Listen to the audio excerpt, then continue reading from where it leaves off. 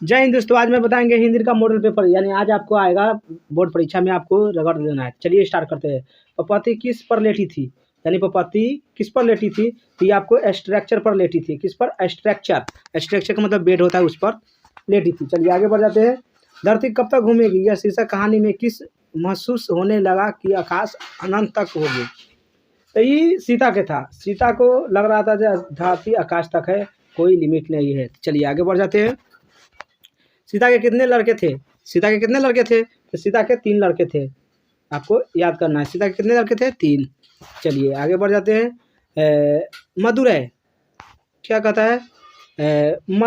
मदुरै को यूनानी के लोगों द्वारा क्या कहा जाता है?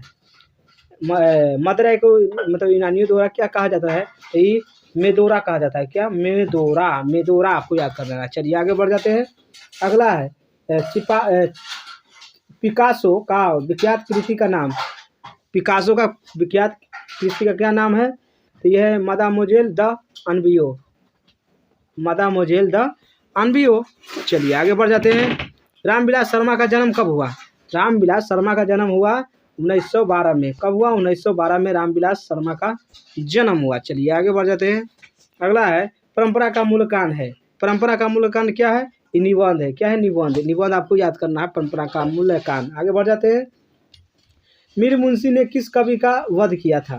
मीर मुंशी ने किस कवि का वध कर दिया था? तो ई घनानंद को क्या किया था? वध कर, यानी मार दिया था। इतना आपको समझ आ गया होगा। चलिए आगे बढ़ जाते हैं।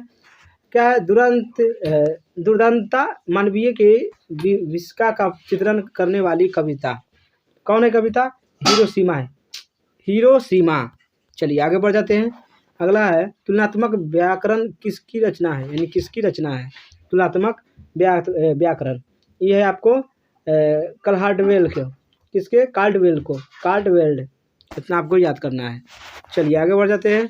अनादि किस समास का उदाहरण है? अनादि। अनादि है आपको नव का। किसका? नव का। अनादि। चलिए आगे बढ़ जाते हैं। अगला है लोटा डोरी कौन सा समास है? तो लोटा डोरी कौन सा समास है? तो लोटा ये जब ऐसे ऐसे लगा रहेगा चिन्ह के बीच में, समझिए कौन सा होगा? ये द्विंद हो जाएगा। द्विंद। दुग्गी उसे कहते हैं संख्या आपको बोध होना चाहिए। आपको इतना आपको 2 ट्रिक बता दिए, आगे चलते सब बताएंगे। चलिए आगे बढ़ जाते हैं। व्याकरण वह ज्ञान है जो क्या करता है? व्याकरण वह जो ज्ञान है जो मानवता के आधार पर शुद्धता प्रदान करता है। यानी मानव को शुद्धता प्रदान कर देता है व्याकरण। चलिए आगे बढ़ जाते हैं।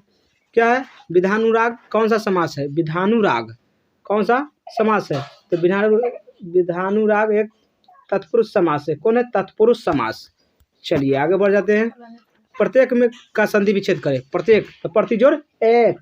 प्रतिजोड़ एक। प्रतिजोड़ एक। प्रत्येक का संधि विच्छेद हुआ प्रतिजोड़ एक। चलिए आगे बढ़ जाते हैं। अगला प्रश्न है प्रेम आईनी श्री राधिका प्रेम वर्ण नंदनंद प्रेम वाटिका के दौ माली मलिंद्वेन में कौन सा रस है? तो कौन सा रस है? ये श्रृंगार का रस है। उनका है श्रृंगार का रस। चलिए आगे बढ़ जाते हैं। क्या है प्रश्न? देखिए कहता है धूल भरा मैला सा आंचल गंगा यमुना में आंसू जल में गंगा यमुना में कौन सा अलंकार है? अलंकार। तो अलंकार कौन सा है? यह है रूपक। क्या है? रूपक। रूपक अलंकार है। चलिए आगे बढ़ जाते हैं। क्या है? परिभाषिका तकनीका शब्द वे है। क्या है? परिभाषिक एवं तकनीकी शब्द क्या है? तो ये शब्द है आपको जो किसी विशेष ज्ञान के क्षेत्र में निश्चित अर्थ में प्रयुक्त हो, उसी को परिभाषिक या तकनीकी शब्द कहते हैं। चलिए आगे बढ़ जाते हैं। अगला है क्या कहता है? ड्राइवर जरा दूसरे चक्कों की भी देख लो और वह पंप ले लाकर हवा भर दो। यह कौन सा वाक्य है? ड्राइवर क्या कहता है? ड्राइवर जरा दूसरे चक्कों भी देख लो और पंप ले लाकर हवा भर दो। यह कौन सा वाक्य है? तो ये वाक्य है आपको संयुक्त वाक्य, यानी 2 के मिला हुआ है। संयुक्त यानी मिला हुआ शब्द। चलिए आगे बढ़ जाते हैं। काव्य गुण के प्रकार है। यानी काव्य कितने प्रकार के होता है? तो इनका प्रकार गुण है। कौन है गुण? माधुर्य। क्या है? माधुर्य। माधुर्य आपको क्या आंसर हो जाएगा? माधुर्य। चलिए आगे बढ़ जाते हैं। काव्य वाच्य कितने प्रकार के होता है? वाच्य होता है आपको 3 प्रकार के। कितने प्रकार के वाच्य होता है? 3 प्रकार के। इतना आपको याद करना है। चलिए आगे बढ़ जाते हैं। बातों की जलेबी छाड़ना मुहावरे का क्या अर्थ है? यानी बातों का जलेबी छाड़ना मुहावरे का क्या अर्थ है? ये गप सप में आनंद लेना, क्या है? गप सप में आनंद लेना। चलिए आगे बढ़ जाते हैं। सम्य का विलोम क्या होता है? सम्य का, तो सम्य का विलोम होता है असम्य, असम्य। चलिए आगे बढ़ जाते हैं। वास्तविक में कौन सा प्रत्यय है? तो प्रत्यय सबसे लास्ट वाला, उपसर्ग सबसे बाद वाला। तो सबसे लास्ट में कौन लगा हुआ है? इक, ई आ का लगा हुआ है कि ना? ई का यानी बी में लगा हुआ है, बी में बिक लगा हुआ है अंतिम लास्ट में 2 अक्षर।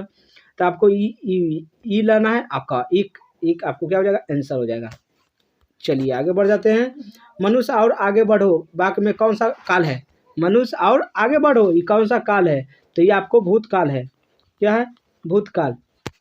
चलिए आगे। दक्षिणी शब्द का संज्ञा है। दक्षिणी कौन सा संज्ञा है? दक्षिणी, तो दक्षिणी है दक्षिण, दक्षिणी है। चलिए आगे बढ़ जाते हैं। जल का पर्यायवाची शब्द क्या होता है? जल का पर्यायवाची शब्द होता है आपको इनमें से सभी, पानी भी होता है, नीर भी होता है, पाए भी होता है, इनमें से सभी आपको आंसर हो जाएगा। चलिए आगे बढ़ जाते हैं।